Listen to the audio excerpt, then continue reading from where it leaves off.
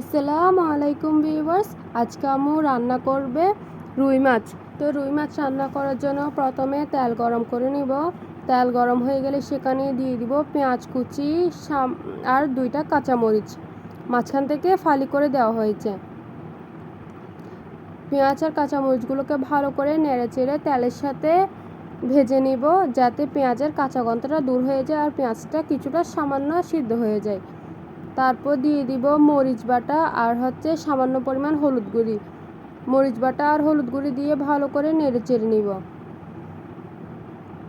তেলের সাথে ভালো করে মরিচ বাটা আর হলুদ গুঁড়িকেও ভালো করে নেড়েচেড়ে সেগুলো কষিয়ে নিব, যাতে মশলার কাঁচা গন্ধগুলো দূর হয়ে যায়। তারপর দিয়ে দিব সামান্য পরিমাণ মাছের মশলা। যেহেতু আম্মু মাছগুলোকে ফ্রিজ থেকে বের করে রান্না করছে, তাই মাছের মশলা দিলে ভালো হয়। যদি টাটকা মাছ হয় তাহলে এই জিনিসটা স্কিপ করতে পারেন, কিন্তু যদি ফ্রিজের মাছ হয় তাহলে অবশ্যই দেওয়ার চেষ্টা করবেন, এতে কিন্তু খেতে অনেক ভালো লাগবে। তারপর সামান্য পরিমাণ পানি দিয়ে দিব, যাতে মশলাগুলো পুড়ে না যায়।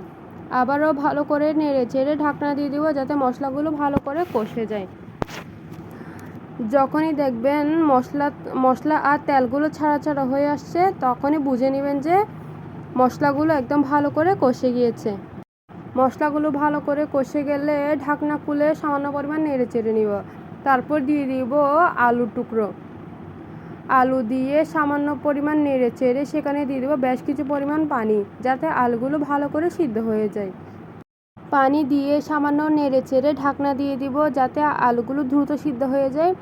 তারপর আলুগুলো প্রপারলি সিদ্ধ হয়ে গেলে ঢাকনা খুলে সেখানে দিয়ে দিব আগে থেকে নুন, হলুদ আর সামান্য পরিমাণ মাছের মশলা দিয়ে ম্যারিনেট করে রাখা মাছগুলো দিয়ে ভালো করে নেড়ে চেড়ে আবারও কিছু পরিমাণ পানি দিয়ে দিব, কারণ আম্মু থেকে ঝোল কম মনে হচ্ছিল তাই।